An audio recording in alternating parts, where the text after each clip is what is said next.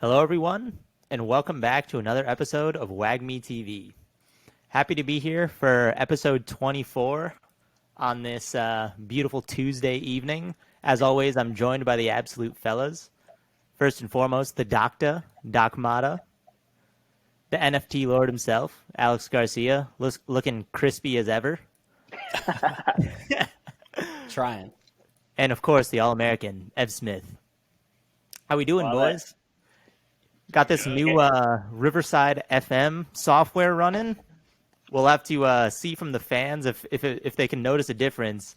Shout out to all the fans. We love you guys. Make sure to like, comment, and subscribe down below as always. And definitely let us know your thoughts. How we doing, fellas? What do the market vibes look like these days? Feeling pretty good. I mean, Garcia's angle, man. Look at that new angle. I love it. Should have been doing this from day one. What the hell? Yeah, that's great. That's great. Hey, as long as we're improving, that's all that matters. But speaking of improving, market's looking pretty decent, huh? We're getting a little. I mean, we were saying I think it was last week, we were talking about potentially a little bear market run here, but who knows? I've heard of a lot of people calling the bottom, including like JP Morgan, Morgan Stanley, which I have a couple articles that we'll pull up in a little bit here. But I mean, yeah, who really knows exactly what's going on? But it's been pretty decent in the space as of late. Yeah, definitely.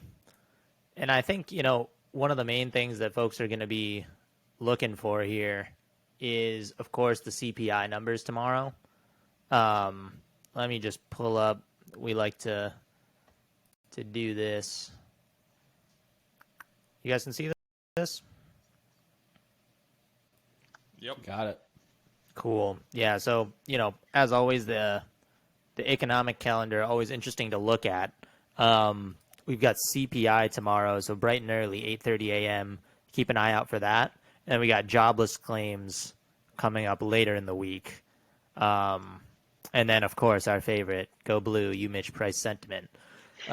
So a couple big kind of, economic indicators coming up this week, but also it's paired with kind of a sleepy time in the market. I know we were kind of discussing this last week where, August is vacation time. A lot of people, the markets are pretty lackadaisical, low volume, not a lot of volatility usually. Around the month of, late July, August, and the action usually starts up right after Labor Day again. So it'll be interesting to see. It wouldn't surprise me if this really didn't move markets that much this week. At the same time, if there was a big surprise on the up or down side on that CPI number, of course, that's going to have kind of an impact. So a couple things to keep an eye on. What's expected in that? So that we have a pulse on it. Expectation is 8.7 on the full CPI and 6.1 on the core. So that would be 0.4% down from what we saw in the last CPI print, which was 9.1. I think the core CPI was right around that 6 mark. Mm-hmm. So holding pretty steady. I think when we look at, this being a year-over-year number, we saw at this time last year the CPI holding pretty steady. So you can see why, we wouldn't expect a lot of change here. We've talked about it in past episodes. That October number is really what we're looking for. But yeah, I mean, it's a sleepy time, like you said. It's been slowly trending up. I think the S&P is up 7% this month after having a couple tough months in a row. So, we're all just cruising along, enjoying it. Hoping no bad news comes, but so far enjoying the ride. Yes, is this the first time that we've had a lower CPI expectation than what's been previously recorded? So like the first basically like net decrease expectation? I think so, and I think a lot of that has to do with the decreasing, input costs on the energy side and raw material side. We talked about how kind of commodity prices have fallen off a little bit. I don't remember exactly what chart I saw, but I think crude oil is at like right around its 200-day moving average. So it's sitting right in that range.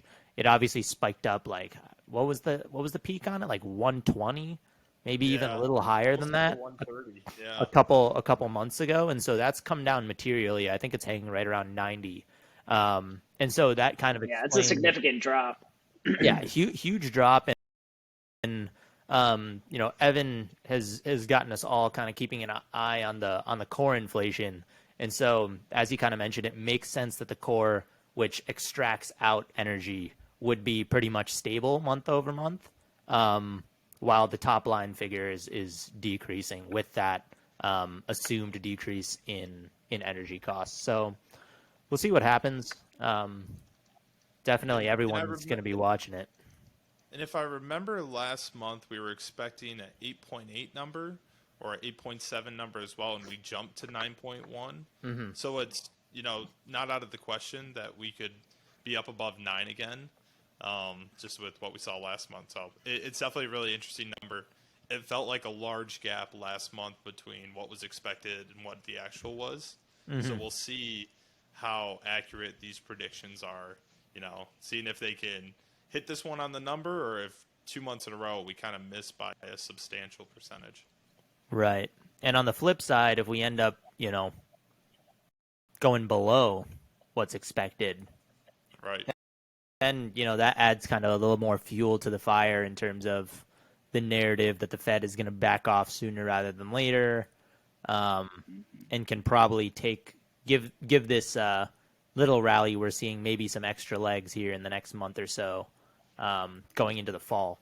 So interesting stuff. I know we're all feeling a little bit better now that the market's not just like tanking every day. On the flip side, there's undoubtedly some big headwinds, right? Inflation being kind of number one, but I wanted to show you guys a couple other graphs, and a couple other things that I was looking at this week that still show things aren't necessarily that great.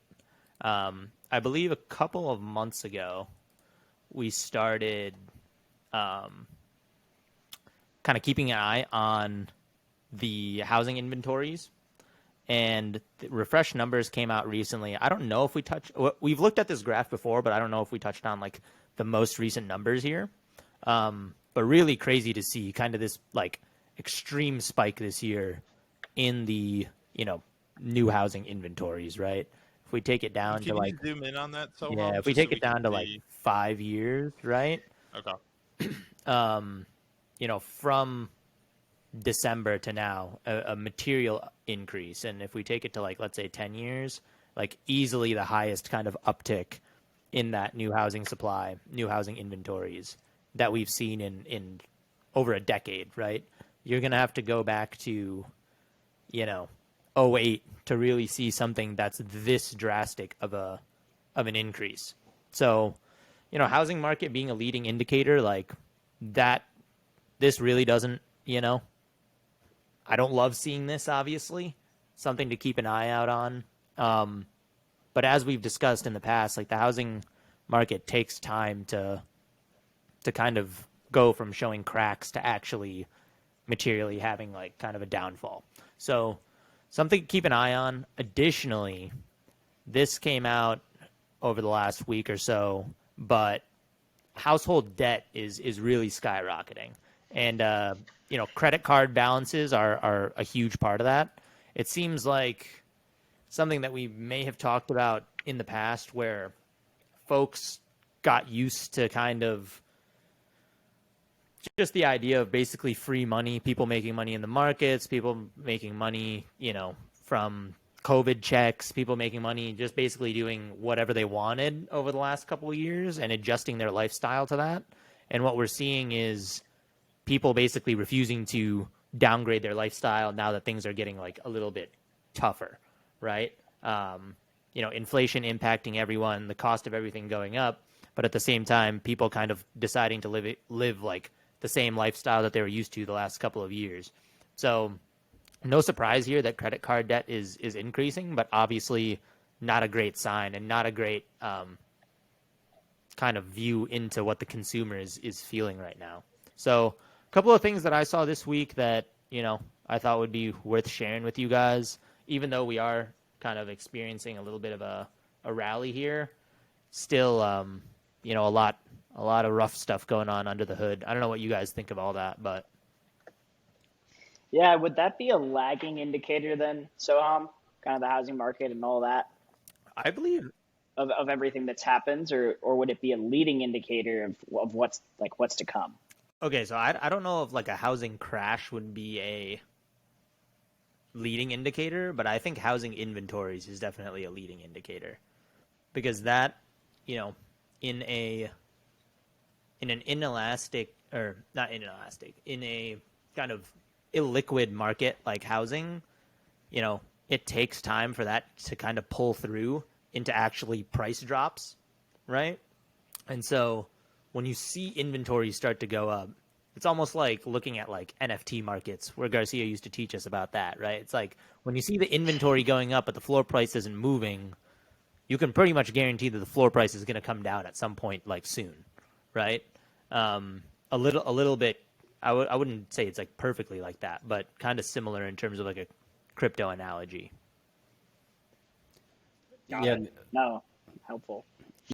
no, I was gonna say the other thing to note, like especially if you're looking at like the health of just consumers and their balance sheets, like I think a big reason why we saw 2020 to 2022 just get like out of control bullish is that so many people had extra money. Like you know, people were getting checks for $1,500, $2,000, $2,500, where normally they just would be kind of even, and they're like, okay, well, why not invest some of that in the stock market? So I'd be kind of curious. I'd be kind of curious to see like how much of the last 2 years was fueled, like because obviously we know institutions kind of make the big pushes, but how much of it is fueled by the consumer interests? Because once institutions saw the consumers had the extra money, they probably just doubled down anyway because of that trend.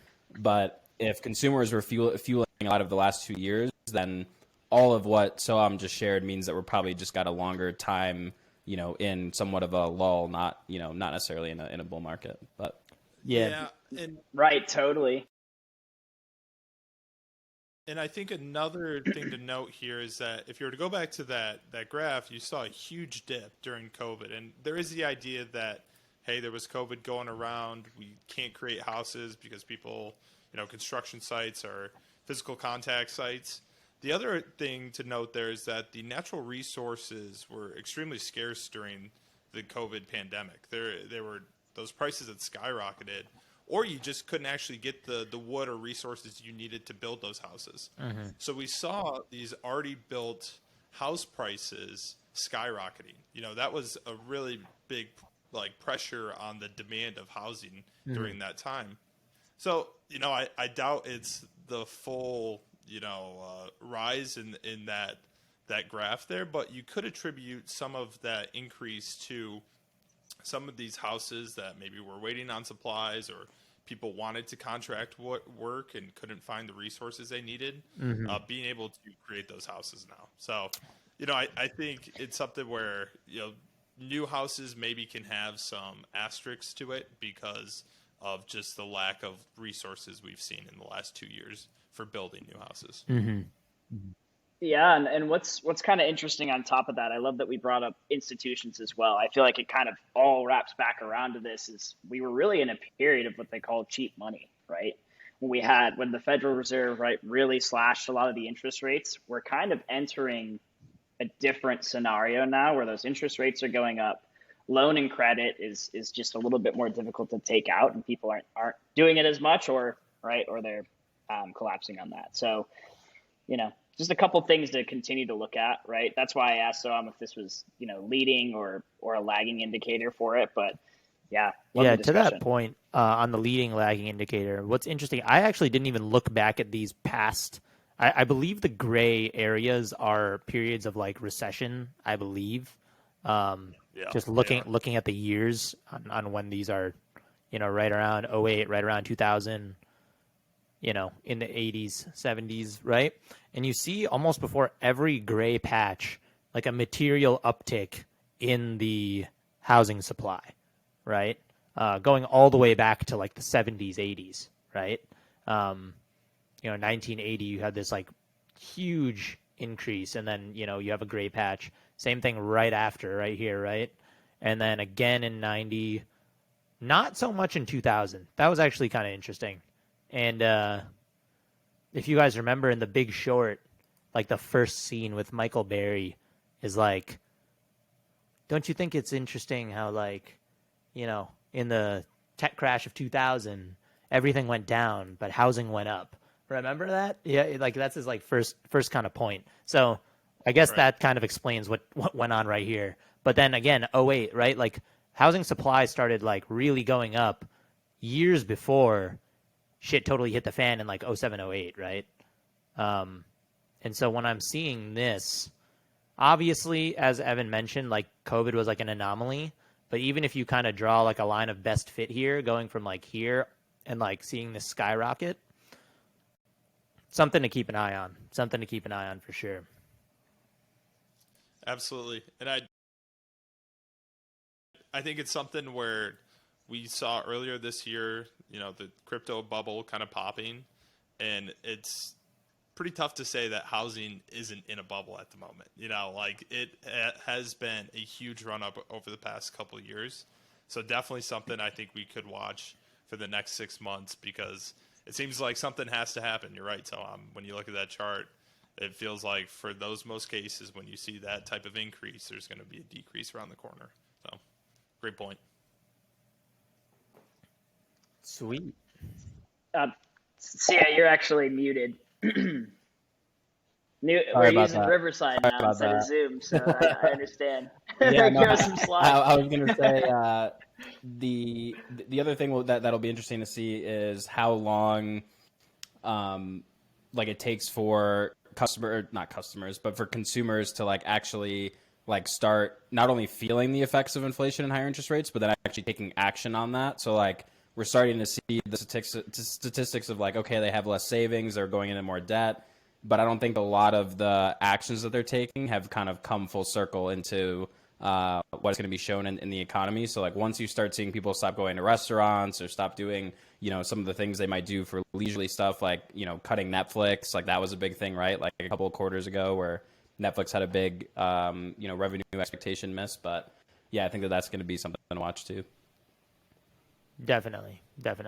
Yeah, we're kind of at the early stages where like people are still living the way that they've been living, but just living in a more stretched lifestyle financially.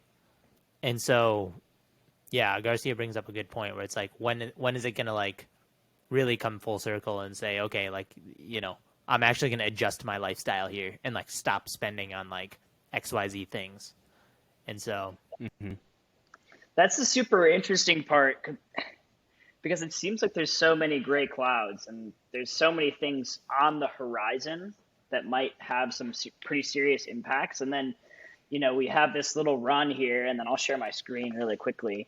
We have this little run here, and then we get, you know, news from organizations like Morgan Stanley here, right, talking about the Bitcoin bull run and what needs to happen. One of those obviously being the Federal Reserve pivoting, right? But what I thought was interesting, just from a long-term perspective, is they actually said for all of our Bitcoin maxis out there, it's only a matter of time until Bitcoin actually claims that 100,000 level.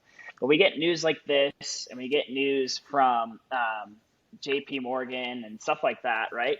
And it's just like, it's interesting to see all of that. And it almost feels like a little bit short-sighted or short-minded, because I mean, we've covered multiple things today that could be a little mid to long-term bearish, it feels like. And I don't know. I guess we'll just have to keep an eye on it. But we had all these great earnings reports like Apple, Amazon over the last month or so. And then you have news like this, and the markets are kind of charging up a little bit.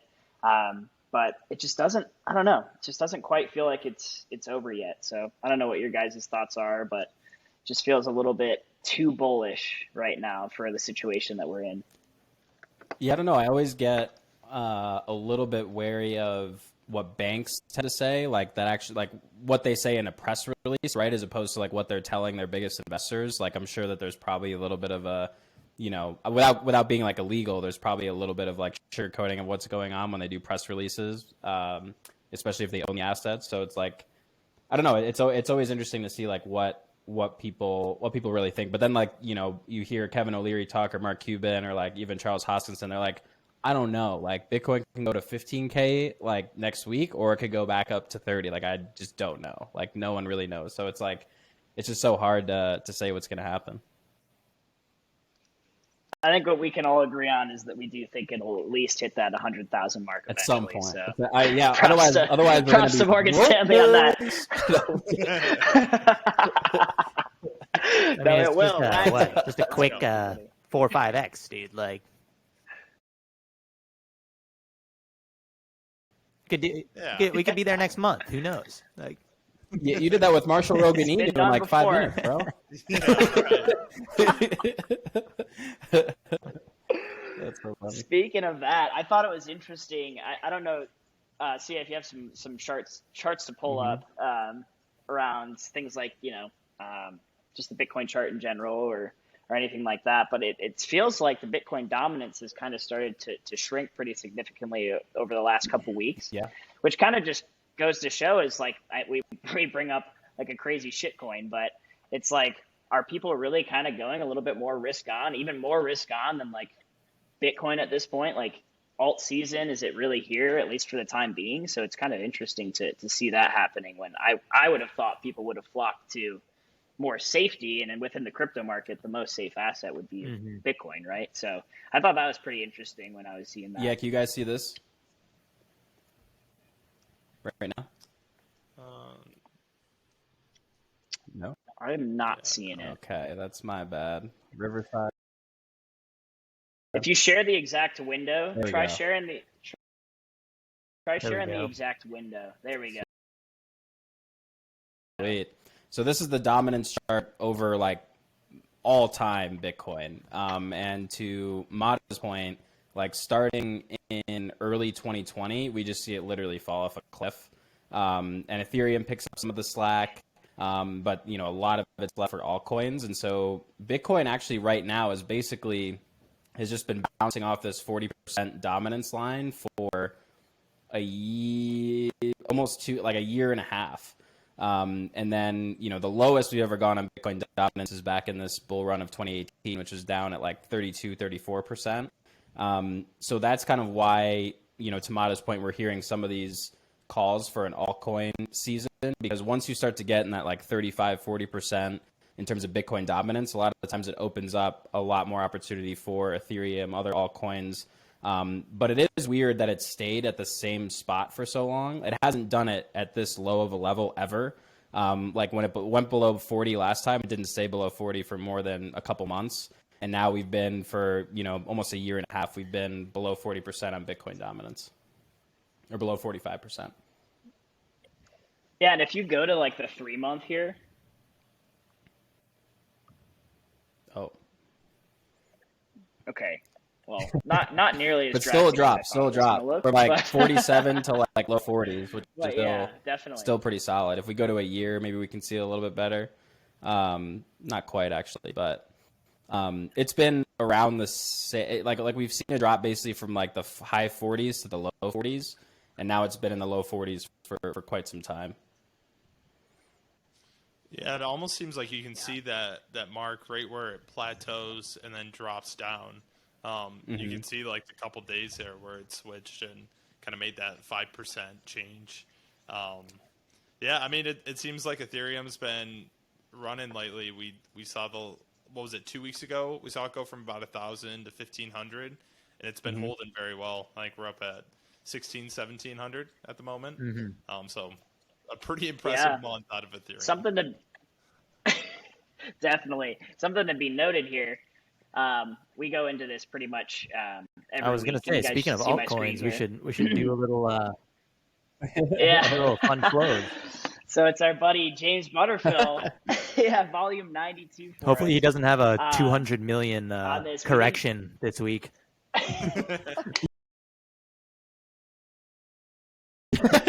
Next week, yes. Seriously. But as you can see, what we're seeing is slightly positive. I mean, I can't quite read that in there. But a slightly positive number here for just general inflows to the crypto market. As we always do when we go a little bit deeper into this, what I thought was really interesting, and speaking to Evan's point, right? we have Ethereum with a weekly inflow of 16.3 million, right? And to my kind of prior point around Bitcoin dominance, right? We're seeing a negative 8.5 million out of Bitcoin. Not only that, so but I feel like also a negative on the super Bitcoin interesting is short. So probably folks that might have exactly, had right? And that position on that we were talking about, like that pair trade, might be taking it off. Regardless, even if they're not, and even if it's somebody else who's like, screw this, I'm getting wrecked on this short Bitcoin trade, it definitely, short covering always, that drives buying demand too. So, yeah, definitely an interesting week of fund flows here. It's definitely pretty bullish, I'd say. Yeah, super. I mean, just super interesting. I mean, that's a massive inflow to Ethereum. I think that's the biggest one that we've seen since we started checking through this. But obviously, that year-to-date flow is still pretty brutal. But any other thoughts on this? See, I might have cut No, you off. I think I think it's really interesting to see. So like Solana's been getting some consistent love. Like obviously under 1 million pretty much every time, but like there's been drip into that, still drip into Cardano. Interesting to see XRP too. Like a lot of people are actually bullish on that, thinking that the SEC because like what's coming out basically that the SEC is kind of like fumbled the bag on this case. Like they basically, it seems like they don't really have too much of a case, and so now the word is like by 2023 they could be freed up, and XRP is the leader in CBDC. So like if there's going to be central, digital currencies for countries, they'll be on that. So I wonder if some institutions are like, you know what, we'll take the bet, we'll throw 200K down and see what happens. But I think in general we're seeing some altcoin love more than we're used to on this.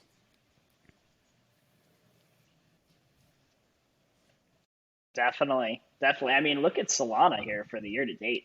Still, even after I feel like I hear some bad news about Solana every month or Right. so. And there's still institutions still freaking love it. And I mean, to their defense, right? I mean, they're extremely fast. They do what they do really well. There's a lot of developers on it, right? Follow developers, follow the money, guys. I mean, there's a reason for it. They just don't seem to be scared about what retail's scared about when it comes to Solana. So super interesting.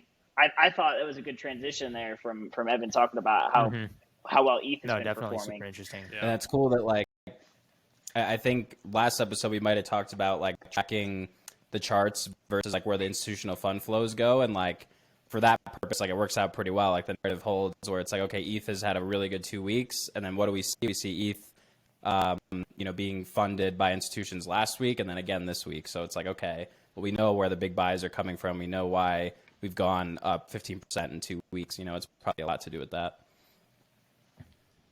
Yeah, and in the words of Vitalik, the merge isn't priced in, so who knows where that could go in the Is next that the word couple of weeks. Vitalik? Yeah, he was like Oh, the merge is man. not priced in. We could see this skyrocketing even further. So I think that'll be. Whoa. I Pack your love it. bags, boys. Hopefully next week we'll cover the merge a little more, but it seems like there's a lot of runway that it can run for. So pretty excited. Yeah, we'll have to talk about that if it's a buy the rumor, sell the Right. news type of deal, or how bullish you really feel about that. But yeah, let's do a little quick update on the merge and everything that's Next been going week on That sounds WagMe awesome. TV. Yes, sir.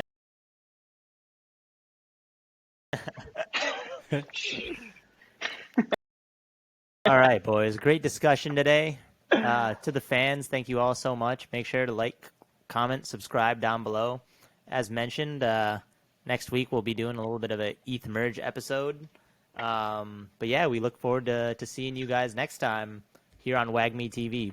As always, same time, same place. Till next week. Sayonara. WagMe. Peace. Wag me. Later.